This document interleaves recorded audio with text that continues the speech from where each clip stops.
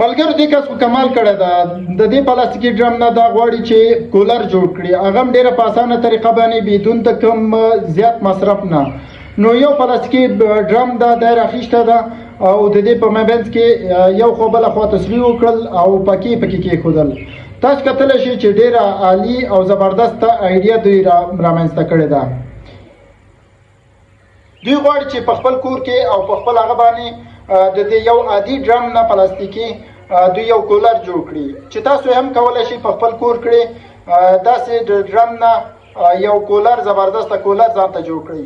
د ګرمۍ موسم ده نو ډېر کم مصرف بدون د کم هغه نه تاسو کولی شئ چې په خپل کورو کې هم جوړ کړئ.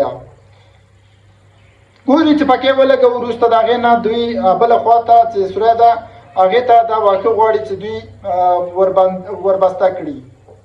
نو دا واښه یې واخیستل، 4 کونجه چوکاټ یې ورته جوړ کړو. وروسته د هغې نه په دې چوکاټ کې دا واښه یې کلک کړل. زبردست، ډېره زبردسته آیډیا دوی سره ده. ګورئ چې مازغې وجنګول، یعنې د یو عادي کولر دوی رامنځته کړو، هغه هم ډېر په کم مصرف باندې. تاسو هم کولی شئ چې داسې په کم مصرف باندې او بدون د کم هغه نه یو کولر ځان ته جوړ کړی چې زحمت او یعنې مصرف دومره نه لري. دا یې واخیستو بله خوا ته یعنې کلک کړل او دې په سر باندې بیا دا کم پایپ چې دا سوری کړو دا یې واخیستو دې په سر باندې دې تر څو پورې چې اوبه دې په هغه باندې توی سي او دا لانده سي. ګورئ او بازه کې هم کېښودو. وروسته د هغې نه پایپ راواخیستو د دې وښو په سر باندې کېښودو. ډېر زبردست بټن یې هم ورته کېښودلی. ښه مازغی جنګولې دی. ډېره زبردسته آیډي ده. تاسو هم کولی شئ چې په خپلو کورو کې جوړ کړئ.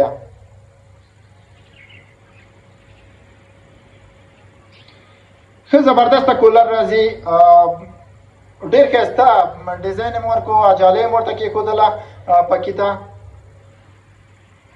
تاسو کتلی شئ چې ډېره اسانه او ساده طریقه دوی رامنځته کړې ده.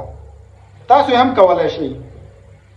زبردست. تاسو ګورئ کوم د برق تار نه چې دي هغه یې ورته کېښودل، یعنې پکې سره یې وصل کړل او بازک سره بټن یې هم ورته کېښودلی دی، ټول کلک کړل. وروسته د هغې نه بیا دا لګوي، یعنې په آخر کې به تاسو وګورئ چې د دې کولر نه دوی څومره انجوی کوي.